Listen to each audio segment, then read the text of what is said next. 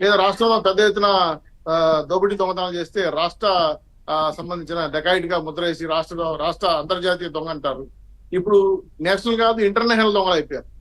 ఏదో ప్రభుత్వం ఎక్కడో ఒప్పందం చేసుకుంటే చాకచక్యంగా మనీ లాండరింగ్, షెల్ కంపెనీలు, అలాగే ఈడీ ద్వారా ఎండార్స్మెంట్ అయిన సంస్థలన్నీ కూడా అనుభవం ఉన్న జగన్మోహన్ రెడ్డి గారు ఈరోజు అదానీ సంస్థతో రహస్య ఒప్పందం చేసుకొని దాదాపు ₹2.49 ప్లస్ దానికి true of charges, transmission charges కింద 80 పైసలు జోడించి భారీగా భారం మోపుతున్నాడంటే దీన్ని అంగీకరించిన జగన్మోహన్ రెడ్డి గారు దానికి గాను ₹1750 కోట్ల లంచం తీసుకోవడం, అప్పటి ముఖ్యమంత్రి పీరియడ్ లో బాలినేని గారు ఆ శాఖ చూడటం, ఆ బాలినేని శ్రీనివాసరెడ్డి గారు అర్ధరాత్రి ఫోన్ చేసి రమ్మని సంతకాలు పెట్టడం, ఆయన నిరాకరించడం, ఆయనే సంతకం పెట్టేది మేమే సీఎం ఆఫీస్ లో డిజిటల్ సైన్ ఉంది ఆయనది, మేమే చేసేస్తామని చెప్పి కేబినెట్ ఆమోదం చేసి రాత్రి బిల్లు పంపించేయటం, దాన్ని కొనుగోలుకి అనుమతి ఇవ్వటం, ఇవన్నీ చూస్తే ఒక ఆర్గనైజ్డ్ క్రైమ్, ఆయన భాషలో చెప్పాలంటే ఒక ఆర్గనైజ్డ్ క్రైమ్ చేసి ఈ క్రైమ్ లో ఇంత పెద్ద ఎత్తున డబ్బులు చేతులు మారడం, దీన్ని భారీగా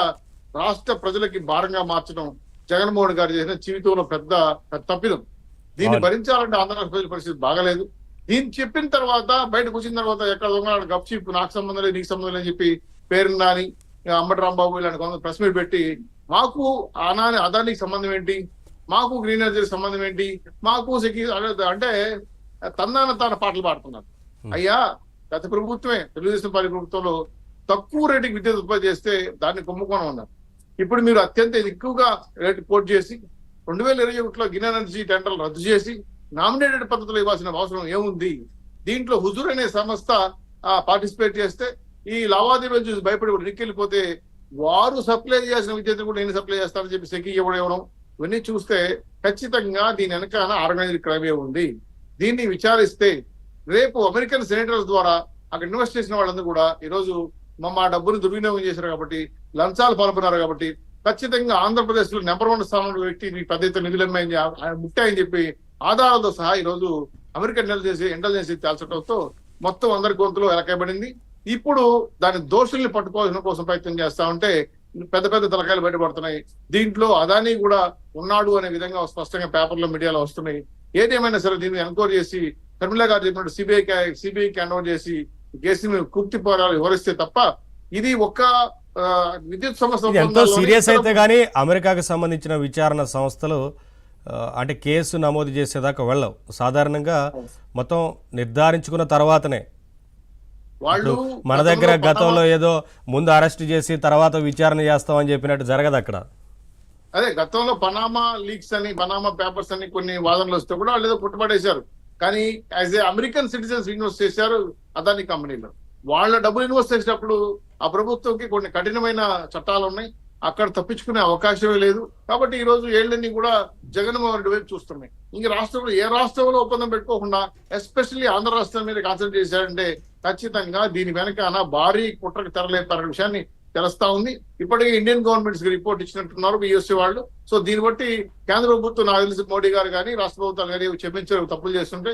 ఏదైనా కూడా ప్రజాస్వామ్య వ్యవస్థలో ప్రజల మీద భారం ఇంత భారీ ఎత్తున వేయడం అనేది అసలు సమస్య ఎవరు కూడా క్షమించడానికి నేరంగా మారుతుంది. కాబట్టి ఖచ్చితంగా దీని మీద చట్ట ప్రకారంగా న్యాయ నిపుణులు సంప్రదించి ఎవరు దోషుల విషయాన్ని విచారించిన తర్వాత వీళ్ళందరూ కూడా రేపు సమాధానం చెప్పాలి. ప్రజాకోట్ల విషయాన్ని హెచ్చరించేది కాకుండా ఖచ్చితంగా ఎన్డీఏ గవర్నమెంట్ తగిన చర్యలు తీసుకుంటారు.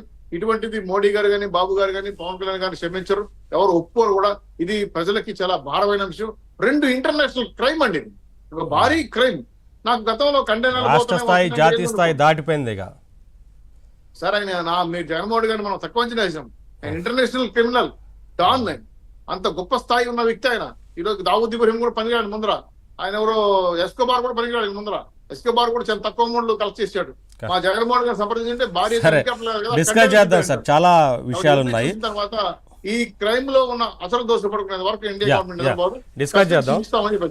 రవికిరణ్ గారు, మొత్తంగా అంటే సీఎంఓనే విద్యుత్ శాఖను నడిపించడం అనేది ఒక మాజీ మంత్రి చేసిన ఆరోపణ కూడా అనుకోవడానికి లేదు. ఆయన మాజీ మంత్రి, ఆయన చెప్తున్నారు చాలా స్పష్టంగా సీఎంఓనే నడిపించింది, అర్ధరాత్రి ఫైలు పంపించి సంతకాలు పెట్టమంటే ఎలా పెడతారు ఏంటి ఇదంతా, అవన్నీ నిజాలు అనేది ఇంకా బయటకు వస్తాయి త్వరలో అనేది వారు ఒక విషయం చెప్పారు.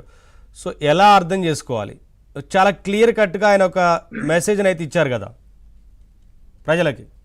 నవీన్ గారు, ముందుగా మీకు తోటి ప్యానలిస్టులకి ఏబిఎన్ వీక్షకులందరికీ రాజ్యాంగ దినోత్సవ వజ్రోత్సవం సందర్భంగా ప్రజలందరికీ అభినందనలు, శుభాకాంక్షలు అండి. ఇప్పుడు గత ప్రభుత్వంలో ఎవరి శాఖని ఎవరు పని చేయించనిచ్చారండి? ఏ శాఖ అయినా సరే ఆ మంత్రులు పనిచేయని